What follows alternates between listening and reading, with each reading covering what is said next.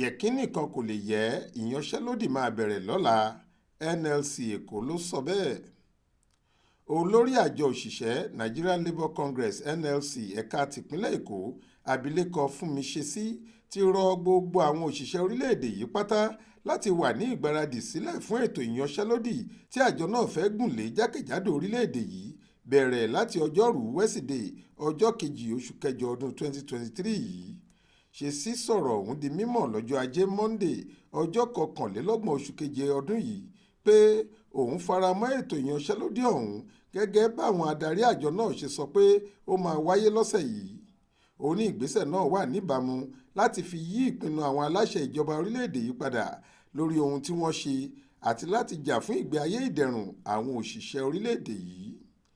Àwọn tá a dìbò yàn sípò kí wọ́n lọ ṣojú wa ti já wa kulẹ̀ po wọn ò rí tiwa rò rárá. Àwa pàápàá kò ní fọwọ́ lẹ́rán ká máa wò wọ́n níran.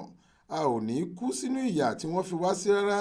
Ìdí rèé tá a ṣe ń rọ àwọn ọmọ ẹgbẹ́ wa gbogbo pé kí wọ́n bẹ̀rẹ̀ ìwọ́de wọ́ọ́rọ́wọ́ tá a fẹ́ ṣe bẹ̀rẹ̀ láti ọjọ́ 2 oṣù kẹjọ ọdún yìí.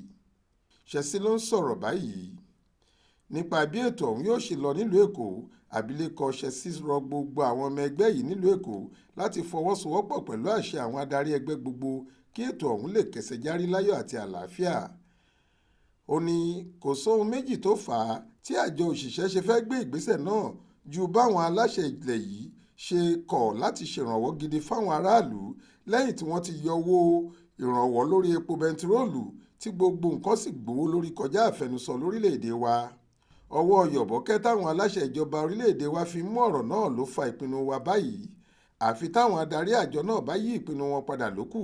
Kò sóhun tó lè dí wa lọ́wọ́ lórí ìpinnu láti ṣèwọ́de náà bẹ̀rẹ̀ láti ọjọ́rú wẹ́sídẹ̀ẹ́ ọjọ́ 2 oṣù kẹjọ ọdún 2023 yìí. Àjọ òṣìṣẹ́ lórílẹ̀‐èdè yìí, ẹgbẹ́ àwọn ọlọ́jà Trade Union Congress TUC àtàwọn àjọ míì ni wọ́n fìfẹ́ hàn láti darapọ̀ mọ́ ìwọ́de náà gẹ́gẹ́ bó ṣe wí. Adéwálé Adéoyè ló ṣàkójọ ìròyìn yìí fún iléeṣẹ́ tẹlifíṣàn Aláròye online. Faith Adébọ́lá ló kà á sétí ìgbọ́ yín.